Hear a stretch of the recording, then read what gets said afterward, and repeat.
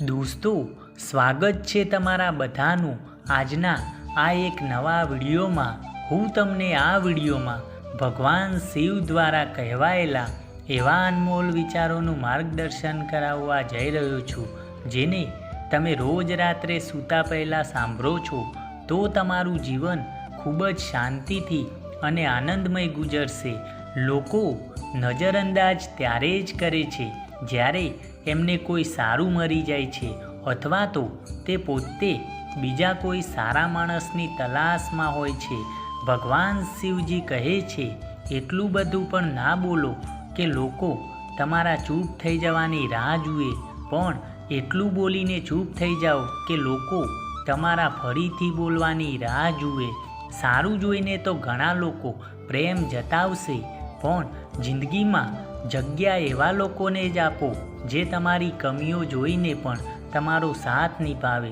જિંદગીમાં ક્યારે પણ એવા લોકોને નજરઅંદાજ ના કરો જે તમારી ખૂબ જ ચિંતા કરે છે, નહીંતર એક દિવસ તમને અહેસાસ થઈ જ જશે કે પથ્થર જમા કરતાં કરતાં સાચો હીરો પણ ખોવી દીધો.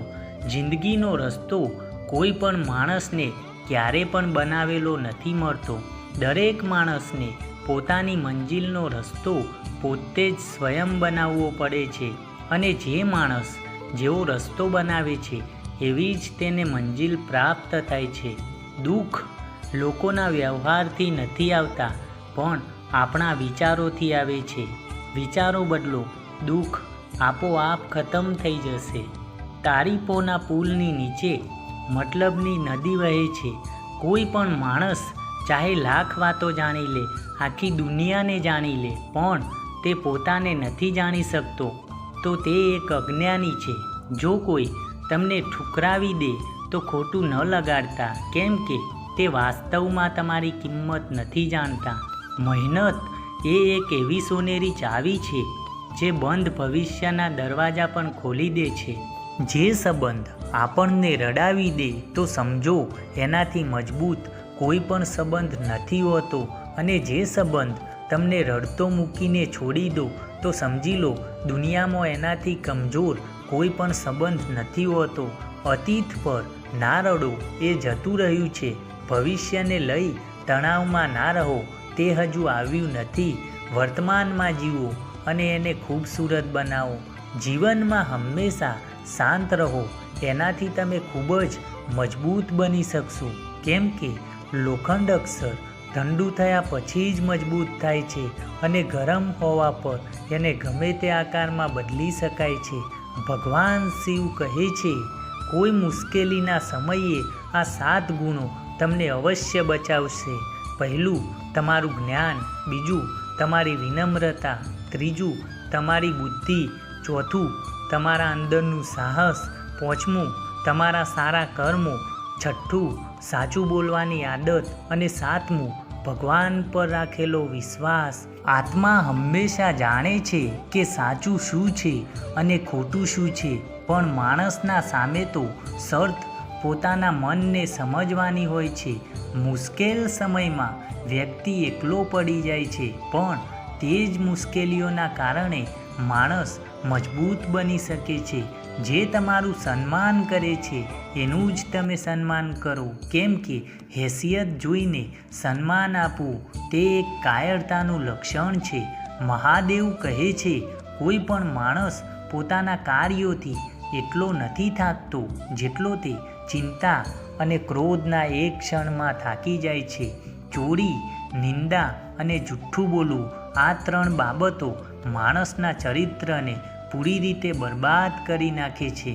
એક વાત હંમેશા યાદ રાખજો, જીવનમાં જ્યારે સુખી હો ત્યારે ભોલેનાથને ક્યારેય પણ ના ભૂલતા, અને દુઃખી હો ત્યારે ભોલેનાથ પર વિશ્વાસ રાખજો. વિશ્વાસ જો ભગવાન પર હશે તો જે લખ્યું છે તકદીરમાં તે જ મળશે, અને જો વિશ્વાસ પોતાના પર છે તો ભગવાન એ જ લખશે જે તમે વિચારશો. જો કોઈ તમારા સારા કર્મો પર સંદેહ કરે તો ચિંતા ન કરતા, કેમ કે સંદેહ હંમેશા સોનાની શુદ્ધતા ઉપર જ કરવામાં આવે છે, કોલસાની કાળી ખાણ પર નહીં. શાંતિ દુનિયાની સૌથી મોટી કમાણી છે. સલાહ, સાથ અને સમય, આ 3 વસ્તુઓ વગર માગ્યે આપવા પર લોકો તેની કદર ક્યારે પણ નથી કરતા. ભગવાન શિવ કહે છે, પતઝર વિના વૃક્ષ પર નવા પાન નથી આવતા. તેમજ કઠિનાઈ અને મુશ્કેલીઓને સહન કર્યા પહેલાં સારા દિવસો નથી આવતા. જે વ્યક્તિ થોડામાં પણ પોતાની ખુશી શોધી લે છે, સૌથી વધારે ખુશ તે જ વ્યક્તિ રહે છે. હંમેશા યાદ રાખજો, જ્યાં સુધી તમે ડરતા રહેશો ત્યાં સુધી તમારી જિંદગીના બધા જ નિર્ણયો બીજા લોકો જ લેતા રહેશે. ઘમંડ ના કરતા. જિંદગીમાં તકદીર બદલાતી રહે છે. જીવનમાં ક્યારે પણ કોઈનો ખરાબ સમય જોઈને તેનો મજાક ન બનાવતા, કેમ કે તકદીર તો એમની પણ લખાયેલી હોય છે જેમની પાસે હાથ નથી હોતા. જિંદગી બધા લોકોને ફક્ત એક જ મોકો આપે છે, કંઈ તો હારીને જાઓ, કંઈ તો જીતીને. જો લોકો જરૂરિયાત પડવા પર તમને યાદ કરે છે તો એમને મતલબી ના સમજો, કેમ કે તમે એમની એ જિંદગીની રોશનીની કિરણ છો જે એમને અંધારામાં જ દેખાય છે.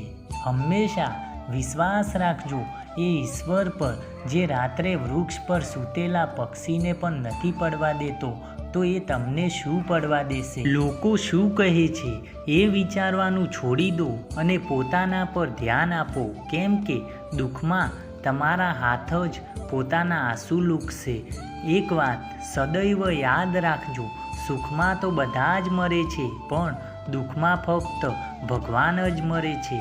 તમે મહેનત કરી રહ્યા છો અને પરિણામ નથી મળી રહ્યું, તો યાદ રાખજો, જે દિવસ એ તમને આપશે એ દિવસ સંભાળી પણ નહીં શકો.